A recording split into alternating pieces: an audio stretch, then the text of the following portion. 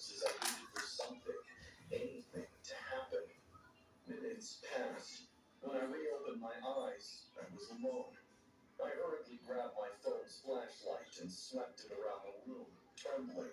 But it was just me and the shadows dancing in the weak LED glow. I whispered to myself. Suddenly, my door handle started rattling. It was no gentle knocking. The shaking was violent, like someone was trying to rip it off the hinges. The sound echoed through my room like gunfire. Who's there? I called out. No one answered. Lucy? I crept to the peephole, grabbing my softball bat along the way. The hallway was empty, just those flickering fluorescent lights that never worked right. The rattling stopped the second I looked. I heaved a sigh and backed away from the door. But before I could figure anything out, my closet exploded into motion. The whole thing shook like an earthquake was trapped inside. The hangers clung in a way that made my teeth ache. I yanked it open, ready to swing the bat, but there was nothing except my clothes and other knickknacks. Get it together, Jenna. I muttered as I climbed back into bed, pulling my covers up. I kept gaslighting myself that it was my brain cooking up, just my imagination, probably too much caffeine and stress. I had barely closed my eyes when the knocks echoed from directly underneath my mattress. Tap, tap, tap. My blood turned to ice. I lay there frozen, listening to my heartbeat thunder in my ears. Part of me knew I shouldn't look. Every horror movie ever made had taught me that much. But I couldn't just lie there anymore. I rolled to the edge and peered over. She was crouched under my bed, looking up at me with that impossible smile. Her face was gray, almost corpse-like, and her eyes were black holes that seemed to absorb the light. Hey, Jenna, come join me. She giggled, reaching up.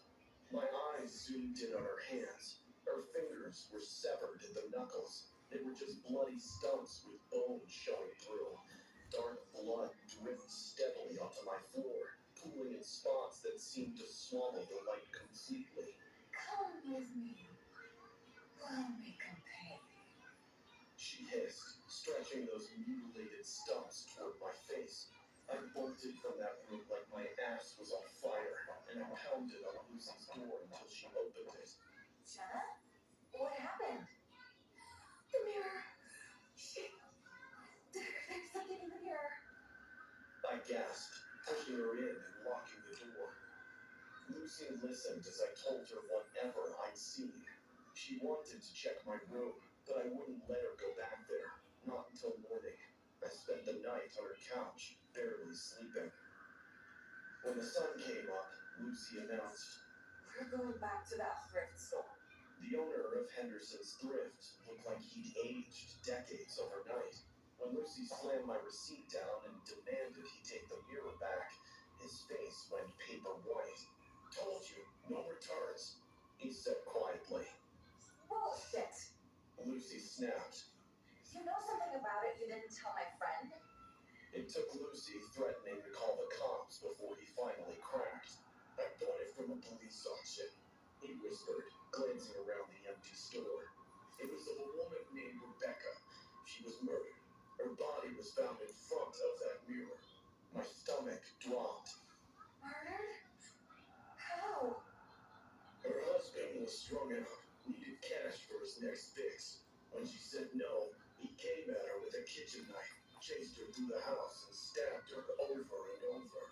He paused, staring at my hands. She tried to grab the blade, got her finger sliced clean off, but he cornered her in the bedroom eventually. Lucy grabbed my arm, but I barely felt it. We walked out of that store, but I never went back to my dorm room. At maintenance, pack up my stuff and get rid of that mirror while I waited in the lobby like a coward. It's been months, and I'm still trying to put it behind me.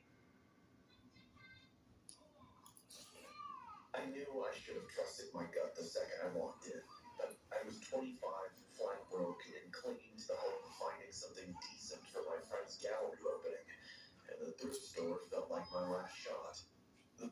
looked like it hadn't been updated since the 80s. The fluorescent lights buzzed and flickered overhead, casting everything in this sickly yellow glow that made my skin look corpse pale.